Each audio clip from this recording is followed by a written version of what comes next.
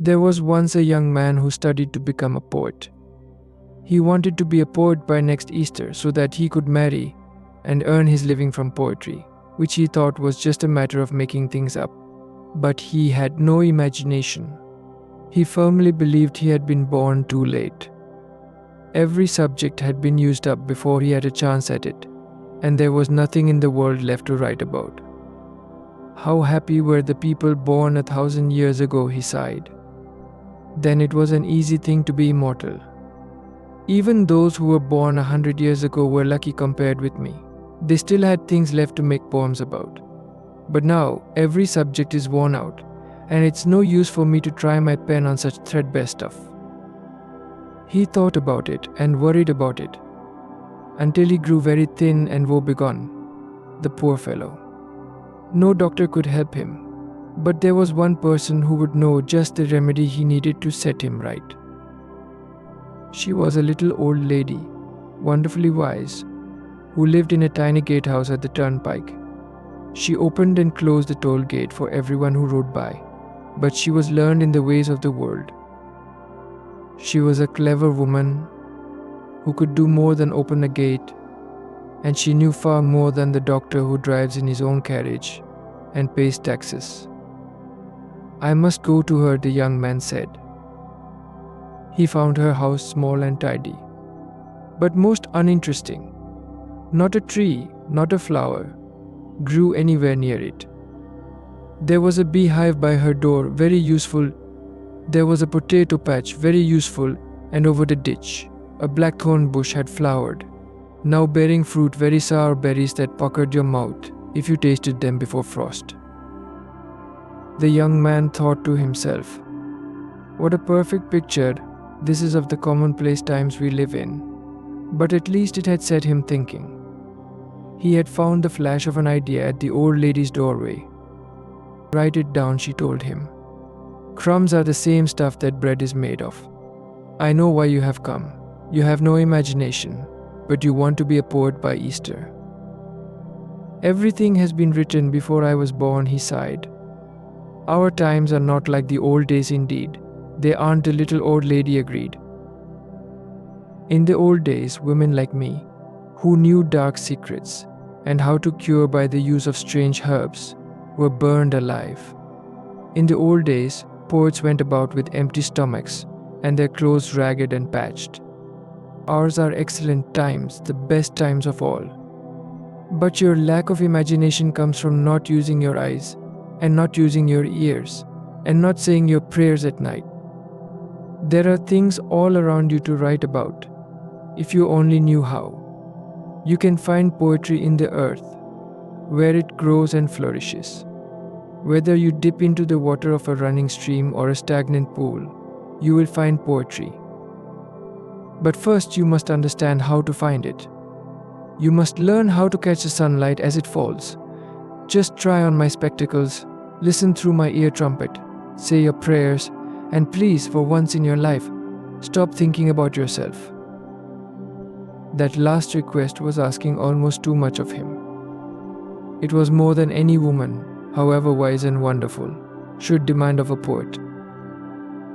When he put on her spectacles and ear trumpet, she turned him out into the potato patch, where she gave him a large potato to hold in his hands. What did the potato find to tell him about? It told about itself and its forefathers, about the coming of the potato to Europe, about how unjustly it was suspected and abused before anyone realized that potatoes were far more valuable than any lump of gold. By the king's own order, we were distributed from the town hall of each city and village. A manifesto was issued to proclaim our great value and merits, but nobody believed it. No one had the least notion of how to plant us. One man dug a hole and emptied his whole bushel of potatoes in it.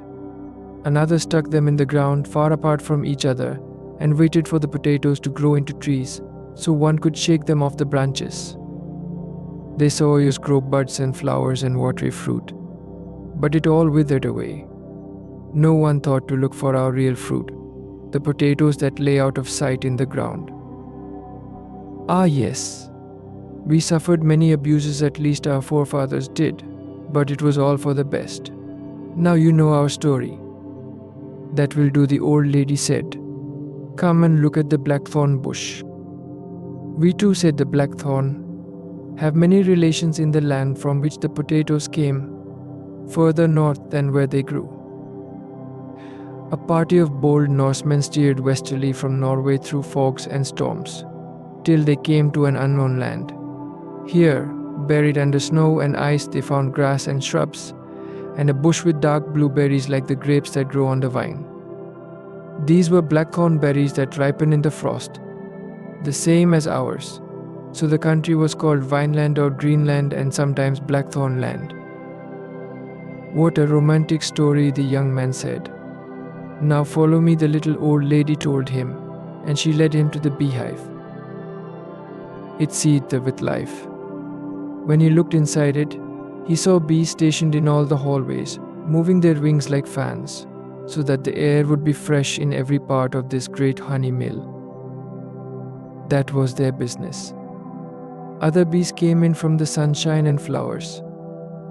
Those bees were born with baskets on their legs. They brought flower dust and emptied it out of their little leg baskets to be sorted and made into honey or wax. There was much going and coming. The queen of the hive wanted to try her wings, but when she flies, all the other bees have to fly with her. Though the time for this swarming had not yet come, she was bent upon flight. So, the bees bit off Her Majesty's wings to keep her from flying away, and she had to stay right where she belonged. Now climb to the top of the ditch, where you have a view of the high road, said the little old lady. My goodness, what swarms of people I see, said the young man. What endless stories I seem to hear in all that buzzing, droning, and confusion. I feel dizzy. I shall fall. Don't, said the old lady. Don't fall backward. Go straight forward, right in among the people. Have eyes for all you see, ears for all you hear, and above all, throw your whole heart into it.